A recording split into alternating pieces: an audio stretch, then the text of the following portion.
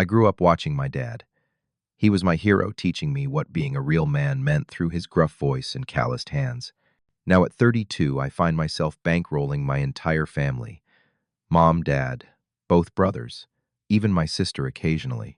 Last night at dinner, after I mentioned scaling back support, Dad looked me dead in the eyes and said those words I will never forget. "You do not even act like a man, Romeo." That moment changed everything. Before I continue, where are you watching from today? Hit that like button and subscribe if you have ever had to make a difficult choice between family expectations and your own well-being. My relationship with my father was always built on his definition of manhood. Growing up in rural Pennsylvania, Thomas Wilson had specific ideas about what made a man worthy of respect. He worked at the steel mill for 30 years, coming home with hands so rough they felt like sandpaper when he would ruffle my hair. "A real man provides, Romeo," he would say, watching me do homework at the kitchen table. "A real man works with his hands, not his head." I was 10 when he first took me hunting. When I cried after shooting a deer, he did not comfort me. Instead, he stood over me with disappointment, shadowing his face. "Men do not cry," he said firmly. "Toughen up. This is what men do." My mother, Sarah, never challenged these lessons. She would silently serve dinner occasionally, touching my shoulder gently when Dad would lecture me about not throwing a baseball hard enough or not standing up to a bully at school. Her quiet presence was both comforting and frustrating. I often wondered why she never defended me. My brothers Jack and Thomas Jr. seemed to absorb these lessons effortlessly. They were naturally athletic, naturally tough, naturally everything. I was not. I preferred books to baseball, science to hunting. Each time I expressed interest in something intellectual, my father would shake his head. "That stuff is fine for school, but it will not make you a man," he would say, dismissing my achievements with a wave of his hand. Despite this, I desperately wanted his approval. I joined sports teams I hated. I went hunting even though it made me sick. I learned to hide my tears and swallow my sensitivity. On the surface, I became what he wanted, while inside, I was someone else entirely. College was my escape. I applied to universities far from home, eventually accepting a scholarship to a technology program in California. My father scoffed at the idea. "Computer nonsense," he called it. "Not real work." But I went anyway, working part-time jobs to cover expenses my scholarship did not. Those 4 years were transformative. For the first time, I was surrounded by people who valued intelligence and creativity. My professors praised my innovative thinking. My peers respected my skills. I graduated with honors and multiple job offers. I accepted a position at a tech startup in San Francisco. The starting salary was more money than my father had ever made in a year. When I called to tell my parents the news, my father was surprisingly quiet. My mother, however, was effusive in her congratulations. 6 months into my new job, my parents called with news the steel mill was closing. My father, at 55, was out of work with no pension and limited prospects. My mother had never worked outside the home. They were facing financial ruin. "We might lose the house," my mother said, her voice trembling. Without hesitation, I offered to help. I sent them money for the mortgage that month, and the next, and the one after that. My first promotion came with a substantial raise, which allowed me to increase my support. My parents expressed genuine gratitude, especially my father, who seemed humbled by the reversal in our roles. "I never thought my boy would be keeping a roof over my head," he said during one phone call, his voice thick with something that sounded almost like pride. That feeling, that hint of finally earning his respect, was intoxicating. For the first time, I felt like I had proven my worth to him. I was providing. I was taking care of the family. I was being a man by his own definition. What I did not realize then was how quickly this dynamic would shift from temporary assistance to permanent expectation. Soon it was not just my parents needing help. My brother Jack lost his job and asked for a loan that was never repaid. Thomas Jr. wanted money to start a business that never materialized. Even my younger sister Abby occasionally asked for help with rent or car repairs. At first, I was happy to help. I was making good money, living modestly, and able to support them while still saving something for myself. But over the course of 2 years, something subtle yet profound changed in my family's attitude. Gratitude was replaced with expectation. Requests became demands. The frequency and amount of financial assistance increased steadily. My father, who had initially seemed humbled by needing my help, reverted to his old critical self. He would question my career choices, my personal life, my spending habits, all while accepting my monthly checks without comment. The more I gave, the less it seemed to satisfy him, the less it seemed to earn his respect. The first time I tried to discuss setting some boundaries, it did not go well. I need to start thinking about buying my own place, I explained during a family video call. So I might need to scale back a bit on how much I can send each month. The silence on the other end was deafening. Then my father spoke. "I thought we raised you better than that," he said coldly. "Family comes first. Always." My mother jumped in with tears. Thomas Jr. mentioned his upcoming car payment. Jack talked about his children needing new school clothes. By the end of the call, not only had I not reduced my support, I had somehow agreed to send extra for my niece and nephew. I hung up feeling trapped and manipulated, yet unable to break free. The guilt was overwhelming. They were my family. They needed me. What kind of man would turn his back on his family? I did not realize then that I was asking myself exactly the question they wanted me to ask. The financial burden grew heavier with each passing month. What had started as helping with my parents' mortgage had expanded into supporting nearly every aspect of my entire family's lifestyle. By the 3-year mark, I was sending $3,000 monthly to my parents alone. This covered their mortgage, utilities, car payments, health insurance, and groceries. My brother Jack received another $1,500 for his family expenses. Thomas Jr. had an inconsistent but substantial drain on my finances, averaging about $1,000 monthly for his various business ventures that never seemed to launch. Even my sister Abby, who at least worked steadily, expected $500 to $800 whenever she had an emergency, which occurred with suspicious regularity. All told, I was spending over $6,000 monthly, supporting my family nearly half my take-home pay. Meanwhile, my own life was on hold. The down payment for a home remained a distant dream. Dating was complicated by my financial obligations. How could I explain to potential partners that half my income went to support able-bodied adults who simply chose not to work? This is unsustainable, my financial advisor told me bluntly during our quarterly review. At this rate, you will never be able to retire. You are sacrificing your future for people who should be supporting themselves. I knew she was right, but the thought of confronting my family filled me with dread. Each time I tried to broach the subject of reducing support, I was met with a coordinated assault of guilt, anger, and emotional manipulation. My father was particularly effective at wielding shame as a weapon. Tyler from church just bought his parents a new car, he would mention casually. His parents sure raised him right. Or Frank's son takes the whole family on vacation every year. Now that is a man who understands family values. My mother preferred tearful phone calls. "I do not know how we will keep the lights on next month," she would sob, despite the fact that I paid their utility bills automatically. "Your father is too proud to tell you how bad things have gotten." My brothers were more direct in their approach. Jack would simply stop answering his phone if I was even a day late sending money. Thomas Jr. would become angry, reminding me that I owed the family for raising me and putting me through school, conveniently forgetting my scholarships and part-time jobs. Family gatherings became thinly veiled opportunities to discuss how I could provide more. Conversations inevitably steered toward someone's financial needs with expectant looks in my direction.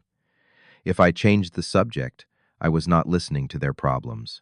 If I suggested ways they could improve their own financial situations, I was judging their choices. The emotional toll was becoming unbearable. My sleep suffered. My work performance declined. I began experiencing anxiety attacks before family phone calls.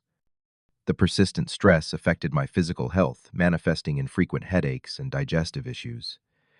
At my therapist's suggestion, I attempted to establish a formal budget for family support. I created a detailed spreadsheet allocating specific amounts for each family member with clear limitations and expectations. I presented this during a family video call, framing it as a way to make sure everyone got what they needed while allowing me to plan for my own future. The reaction was swift and vicious.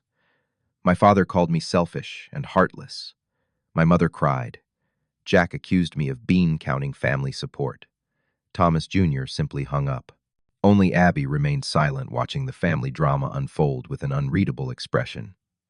I held firm for exactly 2 weeks before the first emergency shattered my budget. My father needed unexpected dental work not covered by insurance. The cost, $4,000. When I hesitated, suggesting he look into payment plans, he responded with the familiar refrain, "I guess I was wrong about you becoming a real man after all." I paid the dental bill. And just like that, my carefully constructed boundaries crumbled. 2 months later, I tried a different approach. I suggested a family meeting during my upcoming visit home. My plan was to have a calm, rational discussion about gradually reducing support while helping everyone develop plans for financial independence. I prepared notes, gathered resources on job training programs, and even researched potential employment opportunities for each family member. The meeting lasted less than 20 minutes before devolving into chaos. My father accused me of thinking I was better than the family. My mother retreated to the kitchen in tears. Jack brought up childhood slights to prove I had always been selfish. Thomas Jr. suggested I was being influenced by those California types who did not understand real American family values. I left the meeting feeling defeated and manipulated. Later that night, I overheard my parents and brothers in the kitchen discussing me as if I were a resource to be managed rather than a son and brother. My father's voice carried clearly through the thin walls. "He just needs to be reminded of his obligations," he said. "He has always been soft. Push him hard enough, and he will give in. He always does." That night, lying in my childhood bedroom, I realized with painful clarity that I had become nothing more than an ATM to my family. The conditional love I had sought my entire life, the approval I had chased by opening my wallet, was never going to be mine. No amount of money would ever be enough. The next morning, I returned to California with a growing sense of resentment and a newfound determination to change the dynamic. I increased my therapy sessions from monthly to weekly. I joined a support group for others dealing with financially dependent family members. I began the difficult process of untangling my sense of self-worth from my father's approval. "What would happen if you simply stopped?" my therapist asked during one session. "Not all at once, but gradually." "What is the worst that could happen?" "They would hate me," I answered immediately.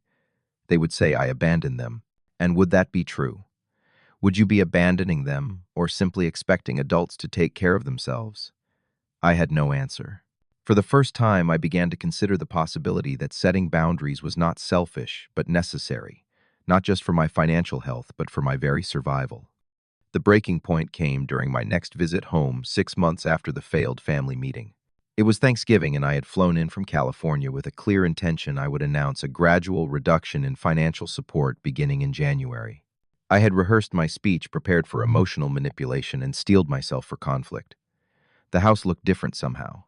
Despite the substantial money I sent monthly, there were several new purchases evident. A large television dominated the living room. My mother wore a necklace I did not recognize. My father mentioned a new golf membership. Thomas Jr. arrived in a recently purchased truck. Small things, perhaps, but they registered in my mind as red flags. Dinner started pleasantly enough. The usual inquiries about my job and life in California gave way to subtle hints about financial needs. Jack mentioned his son wanting to attend an expensive summer camp.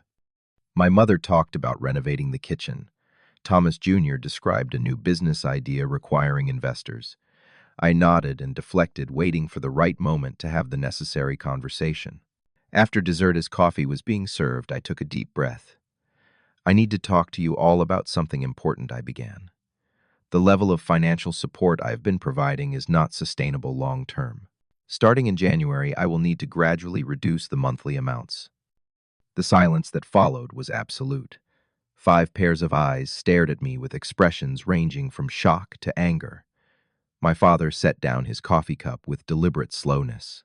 "What exactly does that mean?" he asked, his voice dangerously quiet. I explained my plan: a 20% reduction for the first 6 months, followed by another 20% continuing until they were self-sufficient, or at least significantly less dependent. I offered to help with job searches, career counseling, or educational opportunities that might improve their earning potential. I am not abandoning anyone, I emphasized. I am just trying to find a balance that works for everyone, including me. My father's face darkened with each word. When I finished, he leaned forward, eyes locked on mine. "You do not even act like a man, Romeo," he said, his voice dripping with contempt. "A real man takes care of his family no matter what. A real man makes sacrifices. A real man does not count pennies when his family has needs." I looked around the table, waiting for someone, anyone, to defend me. My mother stared at her lap. Jack examined his fingernails.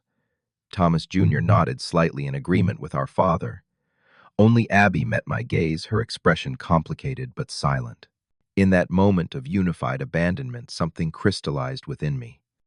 Years of suppressed resentment, manipulation, and emotional blackmail suddenly became clear. This was not family love. This was financial exploitation disguised as familial obligation. And I had allowed it, even enabled it, in my desperate search for approval I would never receive. Without a word, I stood up from the table, grabbed my coat, and walked out. Behind me, I heard my mother call my name, but I did not turn back.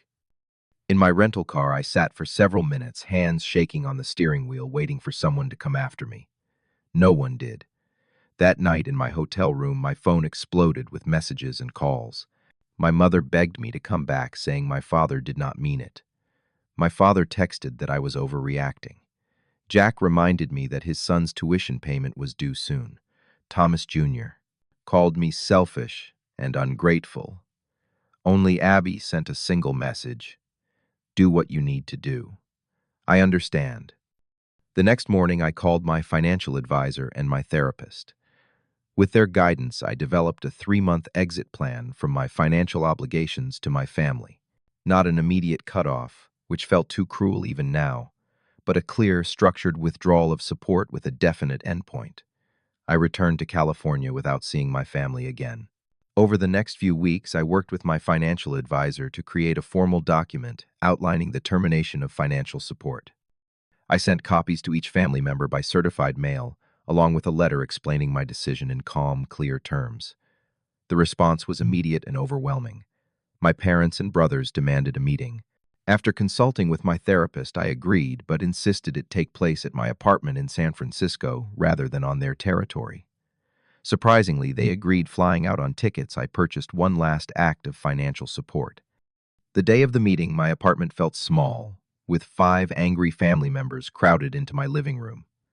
I had asked a friend to wait nearby, just in case things escalated. I had never seen my family as potential threats before, but something in their coordinated anger frightened me. My father spoke first, his voice reasonable in a way that immediately put me on edge. "Son, we understand you are going through something," he began. "But cutting off your family is not the answer. We raised you. We sacrificed for you. Now you have a good job because of the values we instilled in you. You owe us." "I do not owe you my entire financial future," I replied calmly. "I have supported this family for nearly 4 years. In that time, none of you have taken steps towards self-sufficiency. That ends now." My mother tried next, tears streaming down her face. "How will we pay the mortgage? We will lose our home." "You have 3 months to figure it out," I said, hating how cold I sounded, but knowing firmness was necessary. "Dad can get a job. So can you. Sell the house and downsize if needed." Jack and Thomas Jr. took more aggressive approaches, alternating between guilt, anger, and vague threats about family loyalty. Throughout it all, I remained steady, repeating the same message: the financial support was ending, and it was not up for negotiation. As the meeting progressed, my father's reasonable facade cracked. His face reddened, his voice rose, and finally he stood up, pointing at me with a shaking finger. "If you do this, you are no son of mine," he declared. "I will disown you. Is that what you want? To not have a family anymore?" I looked at him, this man whose approval I had sought my entire life, whose definition of manhood had shaped and twisted my self-image, whose love had always seemed conditional on my compliance. "A family is not a one-way financial arrangement," I said quietly. "A family supports each other in all ways, not just materially. A family respects boundaries. What we have is not a healthy family relationship. So, that is it. You are walking out on your entire family, over money." My mother's voice broke on the question. Not over money, I corrected her. Over respect. Over autonomy. Over the right to live my own life without constant guilt and manipulation. Thomas Jr. stood up, then face contorted with rage. You ungrateful little. I held up my hand, stopping him. This meeting is over. You all have my decision in writing. I have arranged your return flights for tomorrow. There is nothing more to discuss. One by one they left my apartment, my mother crying, my father stone-faced, my brothers seething. Only Abby hesitated at the door. I understand, she whispered. More than you know. And then they were gone. I stood in my suddenly quiet apartment, feeling lighter than I had in years despite the weight of what had just occurred. For the first time since I was a child, I had stood up to my father. I had defined manhood on my own terms. I had walked out on the entire family rather than continue in a toxic, exploitative relationship. It was terrifying. It was liberating. It was perhaps the most difficult and most necessary thing I had ever done. The weeks following my family confrontation were some of the most emotionally turbulent of my life. The expected barrage of angry calls and messages came, then gradually tapered off as my family realized my resolve was genuine. I experienced waves of conflicting emotions, crushing guilt, followed by profound relief, grief for the family relationship I had wanted, followed by liberation from the unhealthy one I actually had. The silence from my family was deafening at first. After years of constant contact, the absence of daily calls and messages left a strange void. I found myself checking my phone habitually, expecting demands or guilt trips that no longer came. It was like a phantom limb syndrome of toxic relationships, my body still feeling something that was no longer there. Surprisingly, it was my friends and colleagues who provided the support I had always sought from my family. When I finally shared what I had been going through, their responses amazed me. Rather than judging me for abandoning my family, they expressed shock at how long I had tolerated the situation. Many confided similar, if less extreme experiences with financial expectations from their own families. My friend Marcus invited me on a weekend hiking trip, something I had always declined due to financial constraints or family obligations. In the mountains away from cell service and family drama, I experienced a peace I had forgotten was possible. Under stars unpolluted by city lights, I confessed my deepest fear. What if they were right? What if this makes me less of a man? Marcus considered this seriously before responding. What kind of man lets people take advantage of him forever? What kind of man never stands up for himself? Seems to me that what you did took more courage, more strength, more manhood than continuing to be their ATM ever would. Those words stayed with me, helping to counteract the programming of my youth. I began the process of redefining masculinity for myself. Strength could mean setting boundaries. Providing could mean emotional support, not just financial. Being a man could mean being authentic rather than conforming to someone else's expectations. With the money no longer flowing to my family, I was able to pursue long-delayed personal goals. I put a down payment on a modest condo. I started dating without the complication of explaining why half my income disappeared each month. I even began taking flying lessons, a childhood dream I had abandoned as impractical. My therapist helped me work through the complex emotions of grief and guilt. You are mourning the family you wanted, not the family you had, she explained during one particularly difficult session. The family you wanted would have been proud of your success, not exploited it. They would have encouraged your independence, not punished it. Therapy also helped me recognize and unlearn the toxic masculinity concepts my father had instilled. I allowed myself to cry when needed. I acknowledged vulnerability as strength rather than weakness. I stopped measuring my worth by my utility to others. 3 months after the confrontation, my sister Abby called. Unlike the rest of the family, she had respected my boundaries, sending only occasional text messages of support. Now she had news. She had found a full-time job and moved out of our parents' house. Your stand inspired me, she said. I realized I was falling into the same trap, letting them define my worth and control my choices. It has not been easy, but I am finally living my own life. We began rebuilding our relationship as equals rather than as financial provider and recipient. Abby became my one connection to family news, keeping me updated without pressure or manipulation. Through her, I learned that my parents had indeed been forced to make changes. My father had taken a job as a security guard far below his former status, but enough to help with bills. My mother had started working part-time at a local grocery store. They had sold their second car. Their lifestyle had contracted to match their actual means. 6 months after cutting financial ties, I received an unexpected email from my mother. Unlike the angry, manipulative messages of the past, this one was reflective, almost humble. "I have been thinking about what happened," she wrote. "While I still believe family should support each other, I understand now that we were asking too much. Your father would never admit it, but the changes you forced have been good for him. Working again has given him purpose. We should have done this years ago instead of relying so heavily on you." She did not ask for money. She did not guilt me about the reduced circumstances they now lived in. It was not an apology exactly, but it was an acknowledgement. It was a start. My brothers took longer to come around. Jack eventually sent a terse message saying he had found steady work, and his family was doing fine without your handouts. The pride and resentment were evident, but beneath them was an important truth. They were managing without me. Thomas Jr. remained distant, his wounded pride and shattered entitlement too great to overcome in the short term. As for my father, our relationship remained complicated. When I finally spoke with him on the phone nearly a year after our confrontation, his voice held a grudging respect I had never heard before. "You stood your ground," he said, "not quite an apology or an admission of wrong. Guess you are tougher than I gave you credit for." Coming from him, it was as close to acceptance as I was likely to get. The irony was not lost on me. By rejecting his definition of manhood, I had finally earned his respect as a man. The journey was far from over. Old patterns of guilt and obligation still surfaced occasionally.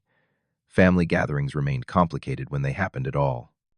But for the first time in my adult life, I was living according to my own values, rather than desperately seeking approval through financial sacrifice. The most profound lesson I learned through this ordeal was that true masculinity has nothing to do with financial provision or emotional stoicism. Real strength lies in setting healthy boundaries.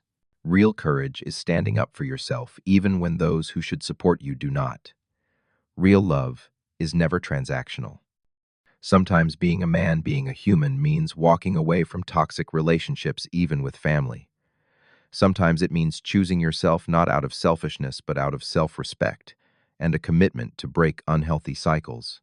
Have you ever had to walk away from a relationship that was hurting you, even though it broke your heart to do so? Share your story in the comments below. If this resonated with you, please hit the like button and subscribe for more real-life experiences. Remember that setting boundaries is not selfish, it is necessary.